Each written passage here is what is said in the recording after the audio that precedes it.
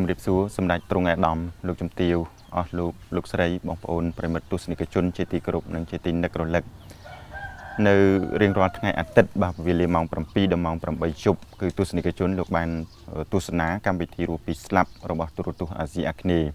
នៅក្នុងសប្តាហ៍មុនទស្សនិកជនលោកបានជួបជាមួយអ៊ំប្រុសអ៊ំស្រីអ្នកមេងឬក៏លោកពូ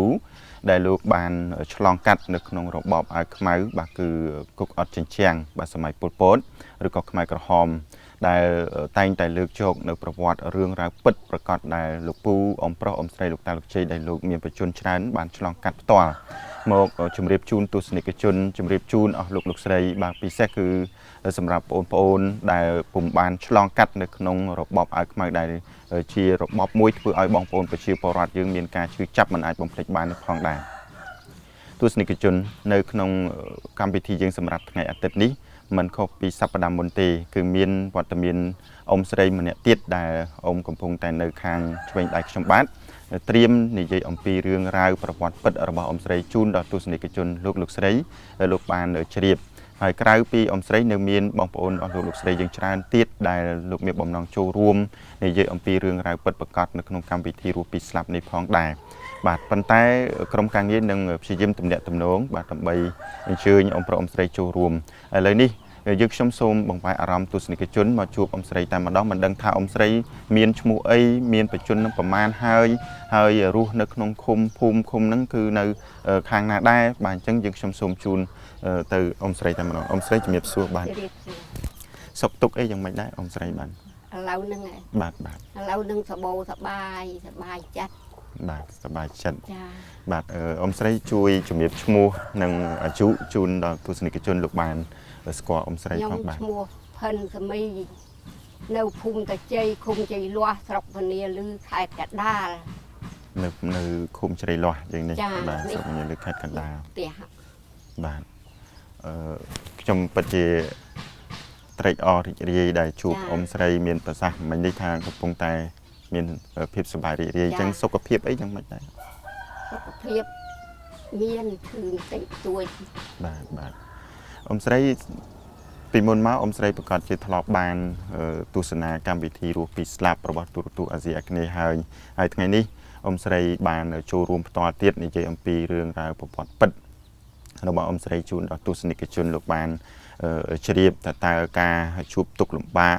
ការសប្បាយរីករាយយ៉ាងម៉េចខ្លះអីយ៉ាងម៉េចខ្លះនោះទស្សនិកជនលោកក៏កំពុងតែចង់ដឹងផងដែរ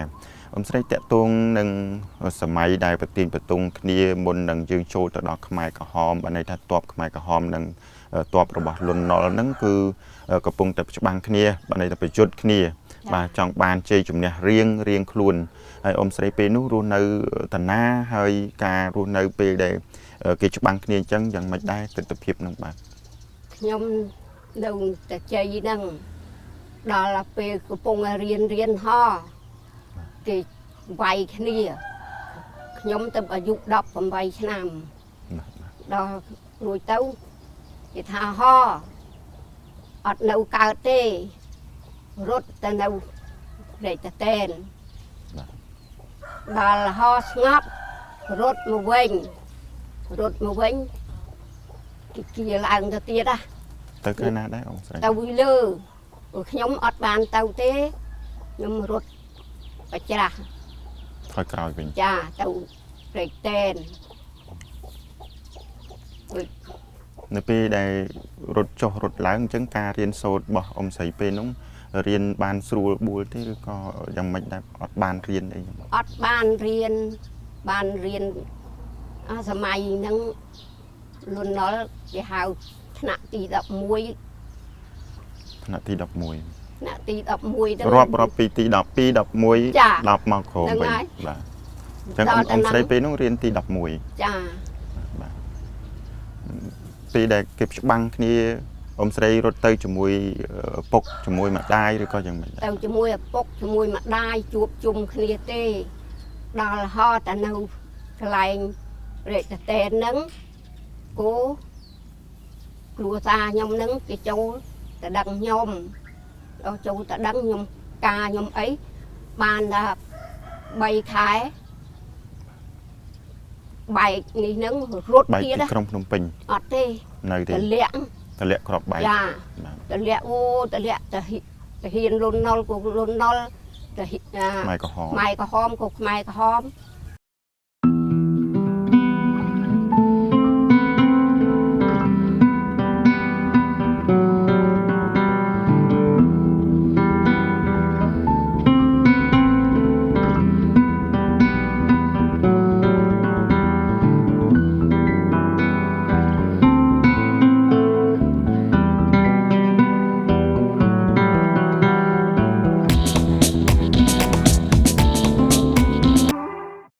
ដល់គេជាលះខ្ញុំទៅរហូតកំពង់ចាមនៃមុតដល់ហ្នឹងទៅដល់ឡប់មកវិញឡប់មកទៅដល់កន្លែងនេះជ្រែ100ហ្នឹង ផ្លែស្រែ100 ចាគេថាហូអាពុកអត់នៅអីទៅជ័យគេចាប់បាន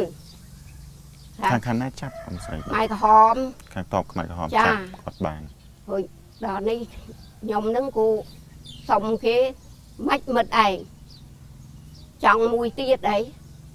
ខាងតបខ្មែរក្រហមគាត់និយាយ ចា ចាំ ហើយដល់នេះខ្ញុំសួរមិត្តចប់ឪពុកខ្ញុំមានរឿងមានហេតុអីបានរត់ទៅខ្មាំង ប៉ុន្តែហ្នឹងអត់ទាន់បែកទីក្រុងភ្នំពេញ ចា អំស្រី នៅទេ បាទ នៅក្នុង តន់ខ្មែរក្រហមហ្នឹងគាត់ថាលោកតាហ្នឹងចូលរត់ចូលទៅខាង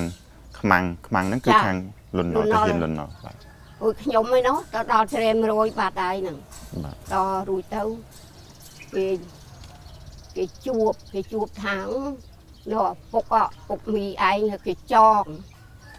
ងនៅផ្លាប់ផ្សេងនៅវត្តច្បក់ភ្លោះមកតែតហ្នឹងចងសួរមិនចង់ទៅដែលគ្រួសារហើយដែលរត់មកហ្នឹងគាត់នៅអីក្លាប់ថាគាត់រត់មកចង់ជួបប្រពន្ធកូនពួកអីម្ដាយខ្ញុំហ្នឹងពោះធំគាត់អាយុ35ដល់មកដល់ចាប់ទៅហ្នឹងចាប់ចង់លែងខ្ញុំទៅខ្ញុំទៅប្រពន្ធខ្ញុំដែលពោះធំផងចឹងខ្ញុំលែងមានអីក្រមដើមច្បក់ហ្នឹង គាត់ត្រូវបានពលពតនឹងសម្លាប់ ចាដល់នេះខ្ញុំហ្នឹងកូនគេលះឡើងទៅលឺរហូតព្រែកពូទៅរហូតនិមុតពូរាំងអៅដល់ចាប់ដែលនេះនឹងហើយចិត្ត ថ្ងៃ17មេសា គ្រួសារខ្ញុំនឹងនៅពេញបំរត់ឆ្លប់ដាញ់បាញ់ហើយចូលឆ្លប់នឹងឆ្លប់អាយហមនឹង អំស្រីនៅពេលថ្ងៃ17មេសា1975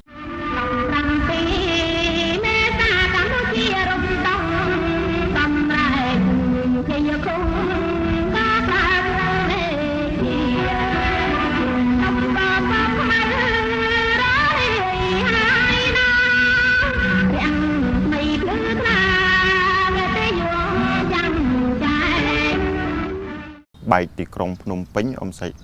បានដឹងព័ត៌មានហ្នឹងហើយអ៊ំស្រីកំពុងស្ថិតនៅខាងមេមត់កំពង់ចាមនោះក៏ឬមកដល់តំបន់ គេឲ្យមកភូមិគេប្រកាសថាភូមិស្រុកឯណាទៅឯហ្នឹងដល់នេះខ្ញុំមកនៅភូមិតាជ័យហ្នឹងនៅបានប្រហែលគេជាលះខ្ញុំឯគ្រួសារហ្នឹង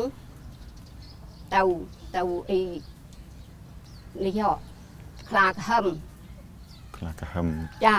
ខ្លាក្រហឹមពងឆ្នាំងហ្នឹង អូបាទ ល្វែកហ្នឹង បាទ ទៅដល់គេថាអង្គុយមកជួគេយកឡានមកដាក់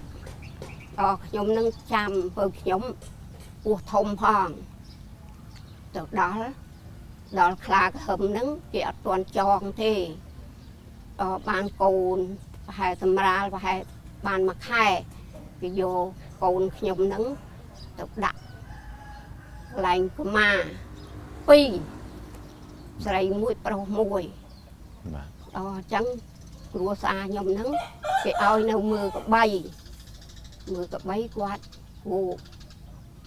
កូនប្រពន្ធកូនខ្ចីគូលួចស្រូវ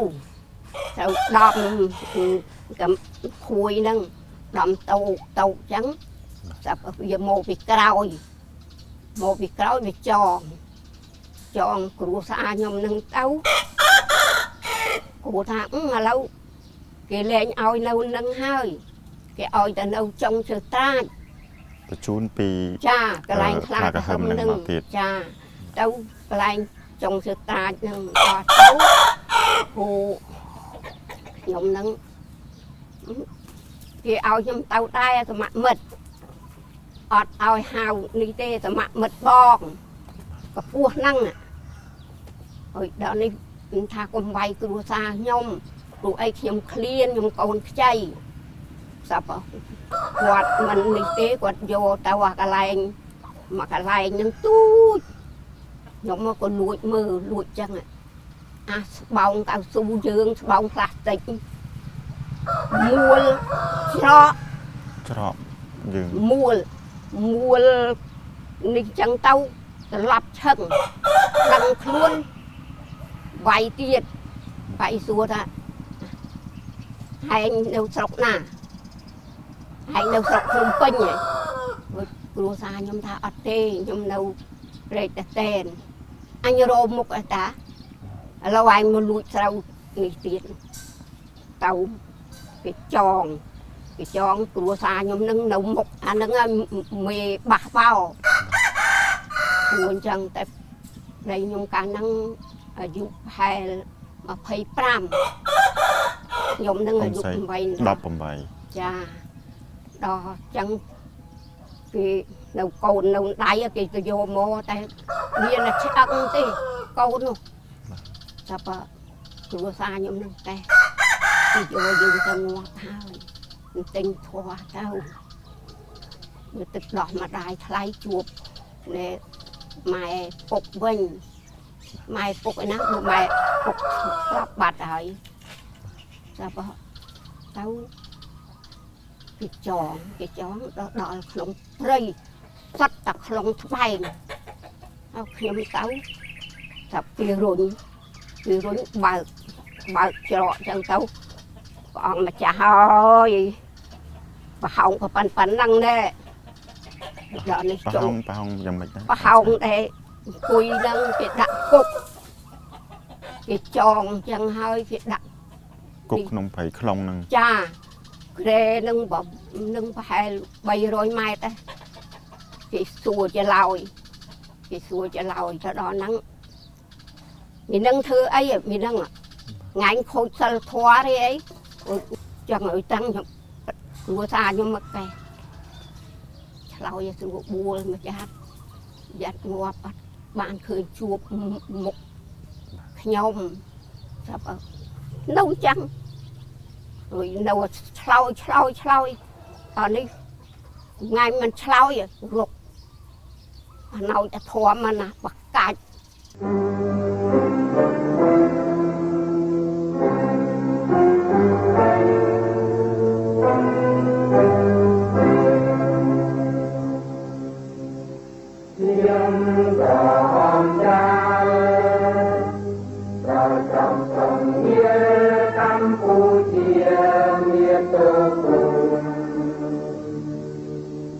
កម្មតកម្មទេធោរណំជាយុទ្ធជនយិនលារី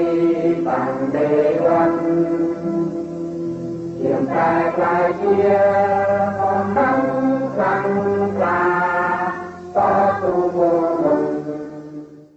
ដល់លើកទីយុគទី3ខ្ញុំចាប់គេសួរមិត្តឯងធ្វើអីខ្ញុំអត់ធ្វើអីទេសួរគ្រួសារខ្ញុំរកស៊ីនេះហ្នឹងអីស្រែភ្លឺហ្នឹងដឹងហើយពួកនៅហ្នឹងសិតតែអ្នកមូលធនហ្មងសិតអាពូជអ្នកមានចាហើយសួរគេរាយការណ៍មកអាសមមិត្តឯងឪពុកណែ จะตุบอะเราจำหนึ่งอะมองครัวซายมทาอดเต้ยมไปความมาดาเต้อดเต้เกเรียกาโมเกดังถ้าเนี่ยถ้าหากอนึงดักเต่าcái đăng bảo vật ông sầy cái hai chị ครัวซายมนึง cồn chuẩn tục cồn để chẳng bạn จ้าจะตุบปีโมนโมนึงตั้งปีสมดัดเอาวะแต่เวียนเราชอบดานประวัตินึงđó cái xùa lâu đột nhiên đi sáy á chăng à việc của về chẳng đột nhiên đi sáy á conจะรับเดียจ้ะ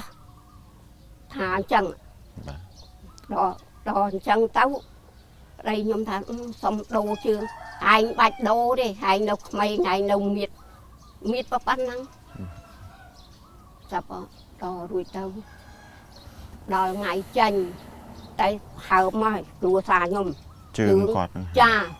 đặt cái đặt nó anh chụp bạn nó cái cũng cái đặt đặt nó đặt nó đây chữ tầng hộp mồ vào chẳng là nhóm nâng bộ đặt đây ôi nhóm tha ôi tệp đây bữa ọt bài ngày đi 7 ngày đi xong lục ảo mồตัวมีนปะหองมวยในขนมกุ๊กนั่นมีนปะหองตะโบมีนปะหองนี่สักหลักยมนั่งคืนตาลมวยหลุดตรองเจ้าครัวซายมเบียดาบตาอ้อยหูใจขี้หูเต่าตะปีเนี่ยในพกุลกุดมาได้นูตรกแน่đó cái ao chanh như nó cáiประชุมใหม่สกนาสกในนั่งที่ประชุมโมท่าแล้วสมัครหมดไอ้เนี่ยแต่ก่อสร้างอดเมียนเลือกทีปีนะเลือกทีปีไว้นาก่อสร้างมันบ้านคือเนี่ยนั่งสวายเพลืองไงดาวรัวตายมดาวรุ่นกับเพลืองนี่ปีดาวจ้าให้ตัวซายมนึงกูคลาดปกยมนึงนี่เรียดได้ต่อจากดอนั่งกระไลมตีมวยเตี้ยที่เอาใบเขียกว่าลุยเต้าตัวซายมนึงโมเลียยมเลี้ยนึงโกนสลับอ่ะสลับนกน้องกุกน้องปีเอาไม่หมดไอ้มือเกี้ยเลี้ยบ้องอ่ะnhóm mà rong chlau đua xa nhóm tục muộn nhóm bên nó được miền ao miền mà nuôi sinh chết tận na đi sao mà đò chẳng lâu thầm mặn mật miền ấy nhỉ độc chua mà ngay nữa bợp chua ruột đang ban đầu cho mùi khné ban cả thứ to bán lang sư mới chăng Việt Nam luôn cho bằng ai cái riết mới chăng cả điện chất om na chi chiếu thiết phù thi cặp hiệp tâm từ chi có tình lâu ta ơn chăm ai bằng bằng bằng mấy năm mình đến đạt nam anh về mà mình là mình đã rót cạn ban tay đồ gì gì bên này na ta đi bong ôn leng bong khuyên bài cho năm leng bong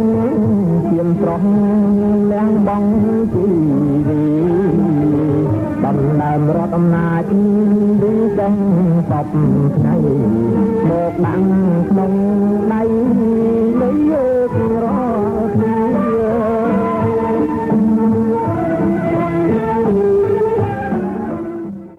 mật anh hồi sao là thua đấy mình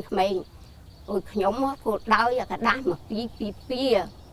tao cho mua với thà chứ người đò nhóm trắng bờ nhóm bên địa cua xa nhóm nâng qua ô bữa mình tâm không nâng qua mà cha bữa mình đi tê ngọt ọt ruồi mượn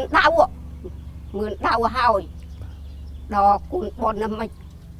chạy chùa tao chạy ruồi cô viên nấu ní chẳng nấu bay ra bay tao chụp lang cua xa nhom nâng mà lùi ta lâu lùi xây nâng vô mà ao nhom thà con má bà gia không co sang luôn ở ban tàu đó sọc tê đó là trẻ ta nấu thì trẻ bà bay sập ở ngày mùi nó đây tam bị chia dương cháu nắng trong đăng pi để ông xây chùa rồi ấy ban hơi ấy ông pro cọt lùi tờ lồng lùi ấy dùng ỏi ông bà xa nắng ông phèo bình thà cũng ỏi to lùi tiền ông cọt chụp lùi tờ lồng nắng cọt chụp ai dây bị vót bo cột nông mà ngay nắng mà ca tàu dương ca để thể hiện vì môn mố nữa tức là người riêu cốt hòmประมาณ tăng vì ni nâng mố mà năm hay hộp phút nó pi nè ông xây nó bàn mà cả tàu nữa mà cả tàu nó miên ta tật tê gọt cốt thông ta phải tham thập gọt chứ đó là chẳng thấu miên ngày mùi rồi tật của chuồn mồ biên ô ta đàn dương đi lệch việc ta hào cua xa nhầm mồ thầm mật ấy nó vô tia nó ngồi ba nơi tật của cùi rồi là tật chuồn thà bữa mình chẳng thấy ta lặp vay của phun trao lâu à vay cua xa trao lâu à cua xa nhom nắng quát bà nhá quát vô tay cua nắng tròn đàn của tuột ô nắng vô ban thằng tia thằng ấy ban thằng pi ngay sọ tật cha sọ tao chân mó quạt mà nấu mùi chị đặt cho bác đã phiêu giúp đã ngày để phiêu tranh mô vịt tao thưa ca nâng thì đo thằng nhóm thằng ấy nâng té nấu tí đây luôn ọt nấu cho mùi quạt tê nè ri đó nhóm chân tao ông xây nó bên nó ông cái ao thưa ấy nào nhóm cái ao đây con cháy nhớ ra dứt nhớ tung nước tí trở lại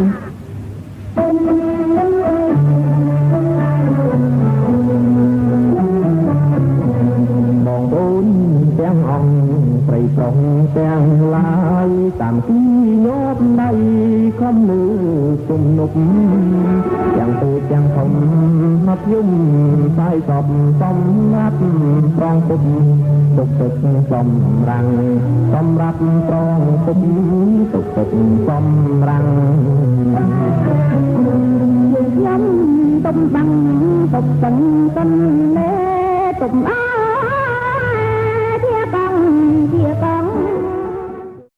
rồi đây cái miền cầm nátประมาณเมตรđó mặt ngày mà nông mà ngày nông mà sẽ đây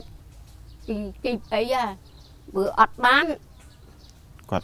mình ở bài mình ở rồi coi vô từ sầm lấp vô ấy rồi coi chẳng mấy đấy cái vô tao nắng ôi ta tiêu cái chúng cái tham mưa đau hỏi nhom bột nhom chu chặt nè tao ọt miền cả lành cả bài thìเลือกตนุกน้ำเมียนประมาณเนี่ยหรือก็เมียนตาอมใส่ได้ได้เจอหน้ากรุบสกกรุบแคบแต่คนน่ะท่าอดเฮียนสไลเกก็คืออดเฮียนสไลสัตว์ก็ขยมดาวเต้าเกี่ยหาวขยมนึงหรือสักขนมไอกระซ่าอมชมเคยบองปอนปอรัดยังในขนมสมัยน้องกวาดได้กวาดรถพองไอพองเคยทำชูชอมามือสกัมมาเพียบเต้เคยทำสดสรัมนั่งชมจีเมนจุดนอนกล่าวเกิดทำมือเต้ดูอจาสบายรีสมัยนั้นขนมการเพื่อเอาเมียนสมมติพอการลางไอจังเวียนจังแม่หรือก็รถนั่นคือรถดำใบ ឲ្យតាន់ឲ្យបានគ្រប់សម្រាប់តាមអង្គការ រត់នឹងដោយបាននឹងកុំឲ្យអង្គការវាយចោល បាទ ខំមិត្តខំនេះនឹងខ្លាចអត់បានបាយហូប អូបាទអញ្ចឹង ចា សម្រាប់ខ្ញុំយល់ខុសថាប្រហែលជាសបាយស្រួលអីគឺរត់តាមពិតឲ្យបានគ្រប់តាមការកំណត់របស់អង្គការបើមិនគ្រប់ទេគឺអត់បាយ ទៅ ក៏ 4មកតែមួយ អ៊ំស្រីខ្ញុំលើអ៊ំស្រីថាពេលដែលអ៊ំប្រុសបាត់បង់ជីវិតទៅហើយពលពតសម្លាប់ហ្នឹងអង្គការហ្នឹងគេមានចង់ឲ្យរៀបចំអ៊ំស្រីអីរៀបការអីជាមួយអ្នកផ្សេងអីទៀតនៅក្នុងសម័យហ្នឹងអត់ អត់ផងខ្ញុំមកដល់ជ័យនឹងជ្រីលាស់ហ្នឹងគេរៀបអស់ហើយ គេរៀបប្រមាណគូប្រមាណមានភ្លេងមានផ្លត់មានហូបចុកអីដូចយើងសម័យនេះ អត់ទេប្អូនខ្ញុំគាត់ប្អូនខ្ញុំបកើតហ្នឹងគាត់រៀបនៅវត្តកៅមលីហ្នឹងតែ ប្រមាណគូម្ដង ថា30គូអីទៅ នាងម្ដាយនន់នឹងចាំបាត់ម្ដាយនឹងរាយរាប់កំដាមានថ្លៃ មុខក៏ប្រែផ្ដាំកូនចាំរាល់ថ្ងៃចាំមួយទីកុំបីភ្លេចឡើយ សំថ្ងៃបានក្តីសង្ខាក្នុងសង្គមកម្ពុជាមិនស្រឡាងហើយមានគ្មានក្រមានជីងតាន់ឡើយបងអូនត្រង់ស្រីរូបម៉ែ ខ្ញុំមកអត់ទាន់ទេគេចាប់នេះហ្នឹងតែប្អូនខ្ញុំពុកបែកដែរអត់ឆ្លាញ់គ្នាផង ចុះបើអត់ស្រឡាញ់អញ្ចឹងខ្មែរក្រហមហ្នឹងឬក៏អង្គការគាត់នឹងមិនដែរ នៅចេះនៅជាមួយគ្នាទៅទាល់តា យើងលាក់កុំឲ្យគេដឹង តើវៀតណាមចូលតា បាទ បាន គាត់បែក ចា គ្នា បានកូនមួយបែកគ្នានឹងទៅ ចឹងអ៊ំនៅពេលដែលឮថា នឹង នៅពេលប្រហែលថ្ងៃបងស្រីវិលត្រឡប់មកដល់នេះវិញហើយមធ្យោបាយធ្វើដំណើរអីយ៉ាងម៉េចទៅពេលនងមានទ្រព្យសម្បត្តិអីខ្លះជាប់ ខ្ញុំអត់មានទេមានតែមកខ្លួនគេឲ្យស្លៀកខ្មៅពាក់ខ្មៅដល់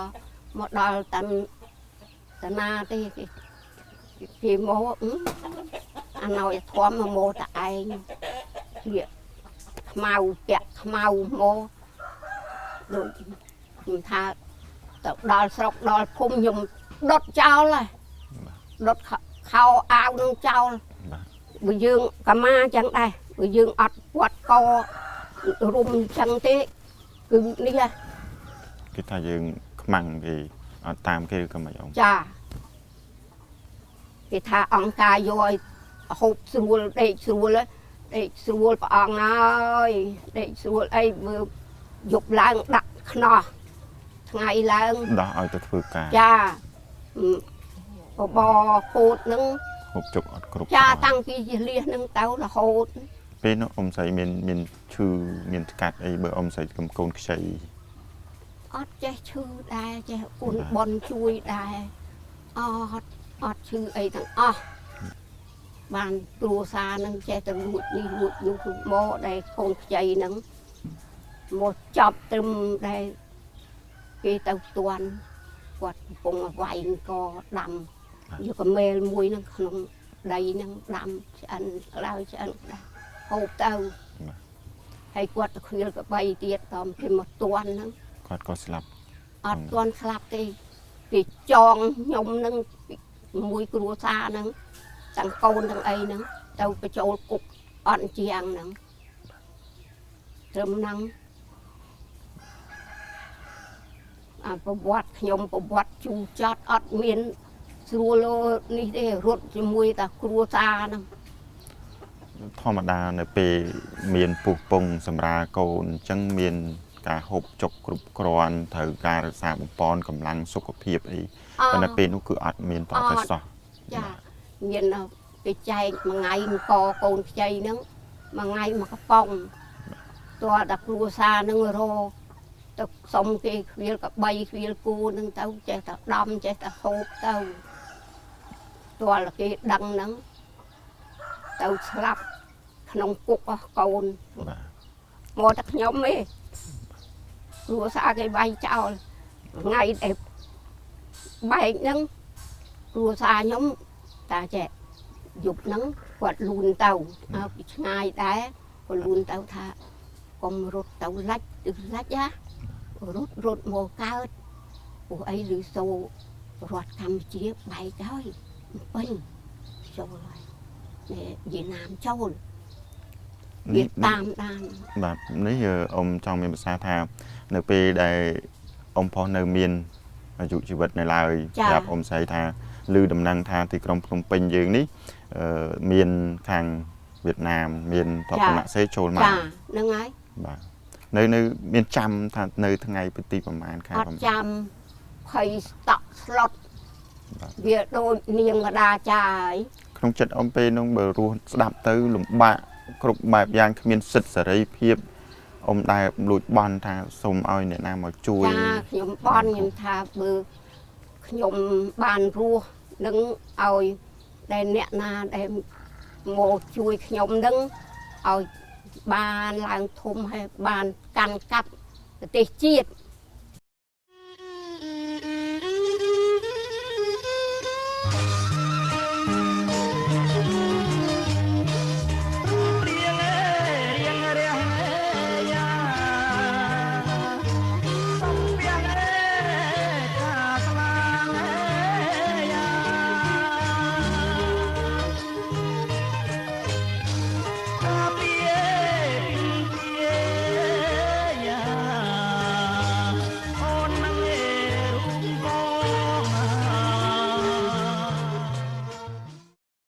ចាដល់គាត់មកខ្ញុំរត់មកគេថាមិត្តឯងរត់មករកអីមិត្តមានគេវាយចោល អ៊ំផុស ចានៅតែ1ម៉ោងវៀតណាមចូលនឹងចាប់ខ្ញុំបកថាតែងាប់ទាំងអស់គ្នាវិញចាស់មក4ទៅ1ដល់នេះវាពងឆោឡោរកកន្លែងក្រាក់ ហ៊ានខ្មែរក្រហមហ្នឹងភ័យព្រួយដែលពេលដែលវៀតណាមចូល វាជាឡើងលើឡើងតែខ្ញុំចាំអត់ភ្លេចចាំថាប្តីខ្ញុំគ្រួសារខ្ញុំប្រាប់ថាកុំឡើងទៅគិតមិនវាកិច្ចមកខ្ញុំមកចឹងមកចេះមកវាជួបខ្ញុំពួនចឹងទៅដល់មកដល់ល្វែកម្ដងទៀតណាគេគៀឡើងទៀតណាហើយតែពីក្រោយមកខាងទៅយើងនេះហ្នឹងវៀតណាមហ្នឹងតក់ជួយប្រជាជន បានន័យថាមកខាងក្រោយមកខាងខាងនោះ ចាខាង តប ត្រួយ ខ្មែរក្រហម ចា បាទខាងមកខាងនេះគឺខាងវៀតណាម ចា បាទ តក់ទៅនឹងក្រាំងហើយខ្ញុំបានមកជាមួយអ្នកប្រេកតេនហ្នឹងតែខ្ញុំថាខ្ញុំអត់មកទេតែអ្នកដែលទៅស្គាល់នឹងមិត្តឯងទៅនៅធ្វើអីប្តីណែគ្រួសារស្លាប់ហើយហ្នឹងទេបើអាកស្រែកឲ្យក៏លួចណាស្រែកថាកុំរត់មករកខ្ញុំរត់ឲ្យរួចខ្លួនវាសម្លាប់ខ្ញុំហើយអាសូកន្លែងហ្នឹងកន្លែងដែលគ្រួសារនិយាយហ្នឹងស្រែកអូយស្រែកវាអត់ទាន់ឲ្យដាច់បានចុងក្រោយដាក់មកស្វាយกับភ្លើងនៅដៃនឹងបណ្ដប់អញ្ចឹងលើកដៃស្ពះគេដល់ស្ងាត់ខ្ញុំមកមើលឃើញ អ៊ំស្រីទៅមើលសពគាត់ ឃើញពីចងាយគេអត់ឲ្យចូលគ្រួសារខ្ញុំមកណោចធំណាមានគេដាក់ស្បោងផ្លាស្ទិកហើយត្រឡប់ហើយវាយសួរហើយអីហើយមកចប់កន្លែងខ្ញុំអត់មានបានកន្លែងណាស្រួលទៅធ្វើស្រូវចឹងដែរឲ្យយើងនឹងធ្វើឲ្យបានធ្វើអត់បាន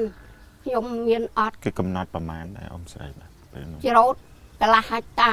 ម្នាក់ឯង ចាអូច្រូត ប្រមាណ បាន ថ្ងៃអ៊ំស្រី ឲ្យមួយថ្ងៃ មួយថ្ងៃឲ្យកន្លះហិកតា ចនាយប់ឡើងអញ្ចឹងគ្រួសារខ្ញុំមកជួយច្រូតលួចមកជួយចនាគេវាយគាត់ចនាគេយូរទៅគ្រួសារខ្ញុំកំសត់ណាទៅ4ម៉ោ1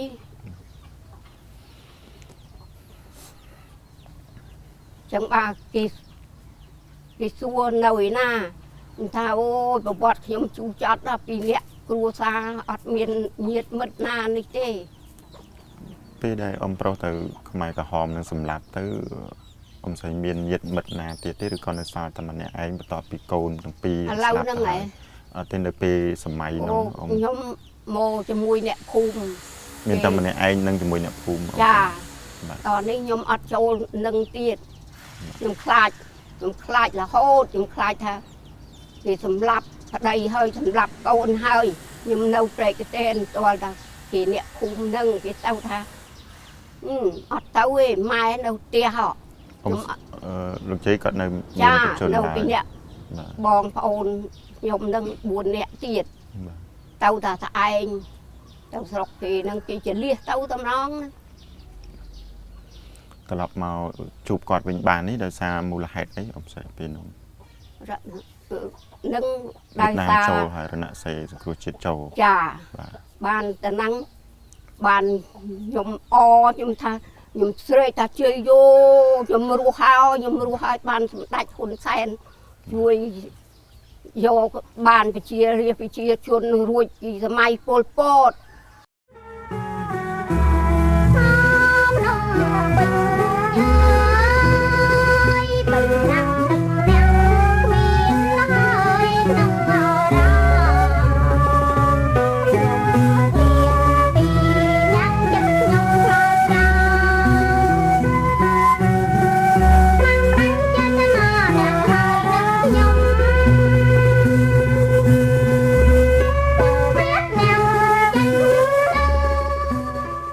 តបរំដោះនៅចូលមកជួយអ៊ំត្រីអមិញលើកដៃថាក៏ពុទ្ធោឲ្យបានពុះជីវិតបាទចុងក្រោយនេះអ៊ំតើមានអីសម្រាប់ខ្ញុំថ្លែងអំណរគុណនឹងជូនពរថ្នាក់ដឹកនាំនៅលោកយកជីវិតធ្វើដើមទុនពីបាត់ដៃទៅទេដើម្បីរំដោះបងប្អូនប្រជាពលរដ្ឋជើងមានការជីវភាពមានការរស់នៅជួបជុំគ្រួសារមានសន្តិភាពពេញបរិបូរណ៍នេះយ៉ាងម៉េចដែរអ៊ំបាទសូមជឿអ៊ំ ខ្ញុំសូមបួងសួងដល់សម្ដេចហ៊ុនសែននិងប៊ុននីហ៊ុនសែននេះសូមឲ្យមានអាយុយឺនយូរឲ្យកុំឲ្យមានឈឺស្កាត់អីស្គាល់តែសុខស្គាល់តែកាន់ប្រទេសជាតិរហូត អរគុណអ៊ំស្រីមែនតើក្មួយនិយាយតាមត្រង់ស្ដាប់អ៊ំស្រីមានប្រសាសន៍ហ្នឹងស្ទើរតែទឹកភ្នែកហ្នឹងចង់ស្រក់តាមហើយអ៊ំប៉ុន្តែរឿងទាំងអស់នេះគឺជាភាពឈឺចាប់ដែលអ្នកទាំងអស់គ្នាដែលគេហៅថាក្មេងចំនួនក្រោយដូចខ្ញុំបាទនេះក៏ជឿជាក់ថាវាជាការពិតហើយក៏ចងចាំទុករហូតដែរហើយក៏រឿងរបស់អ៊ំស្រីនឹងដូចរឿងអ៊ំប្រុសអ៊ំស្រីផ្សេងទៀតបាទក្នុងនាមខ្ញុំជាកូនក្នុងនាមខ្ញុំជាក្មួយនេះក៏មានការឈឺចាប់ជាមួយនឹងអ៊ំ កូននៅ បាទ គួរអាយុ45ដែរ បាទអ៊ំបាទចុងក្រោយនេះក្មួយអរគុណអ៊ំស្រីដែលបានចំណាយពេលចូលរួមក្នុងកម្មវិធីរស់ពីស្លាប់នេះហើយក៏ជូនពរអ៊ំស្រីមានប្រជញ្ញវែងឆ្ងាយសុខភាពល្អបាទហើយជោគជ័យទាំងក្រុមគ្រួសារផងដែរអ៊ំទស្សនិកជនជាទីគោរពនិងជាទីមេត្រីបាទកម្មវិធីរស់ពីស្លាប់របស់ទូរទស្សន៍អាស៊ីអាគ្នេយ៍ដែលដំណើរការជូននៅម៉ោង 7 ដល់ម៉ោង 8 យប់នៅរៀងរាល់ថ្ងៃអាទិត្យបាទសម្រាប់នៅពេលនេះឃើញថាបានមកដល់ទីបញ្ចប់ហើយទស្សនិកជនរឿងរ៉ាវដែលអ៊ំស្រីបានជំរាបជូននេះបងប្អូននៅតាមគេហដ្ឋាន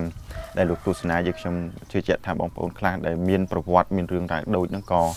ទប់ទឹកភ្នែកនឹងមិនបានដែរសម្រាប់យើងខ្ញុំក្នុងនាមជាអ្នកសម្របសម្រួលកម្មវិធីស្ទើរតែទប់មិនបានដែរពីព្រោះតែស្ដាប់មើលទៅការបែកបាក់គ្រួសារនេះមិនមែនជារឿង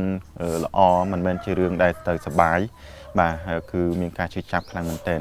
ហើយក៏អរគុណសម្រាប់បងប្អូនដែលលោកទស្សនាចុងក្រោយនេះយើងខ្ញុំក៏អរគុណដល់លោកមេឃុំ ម៉ៅសំនិងក្រុមប្រឹក្សាឃុំជ្រៃលាស់ដែលលោកបានផ្ដល់ឱកាសនិងសហការជាមួយក្រុមការងារទូរទស្សន៍អាស៊ីអាគ្នេយ៍ផលិតកម្មវិធីរូបពីស្លាប់ដែលផ្សាយជូនបងប្អូនទស្សនានេះហើយក៏សូមជូនពរឲ្យទទួលបានការគ្រប់គ្រងពីបងប្អូនប្រជាពលរដ្ឋបន្តទៀតសម្រាប់លោកមេឃុំនិងក្រុមប្រឹក្សាផងដែរហើយក៏ជូនពរទស្សនិកជនអស់លោកស្រីដែលលោកចំណាយពេលទស្សនាសូមទទួលបានសុខភាពល្អនិងជោគជ័យខ្ញុំបាទនិងអ៊ំស្រីបាទក៏ដូចជាក្រុមការងារនៃកម្មវិធីរូបពីស្លាប់បាទសូមអរគុណនិងសូមគោរពលាបាទ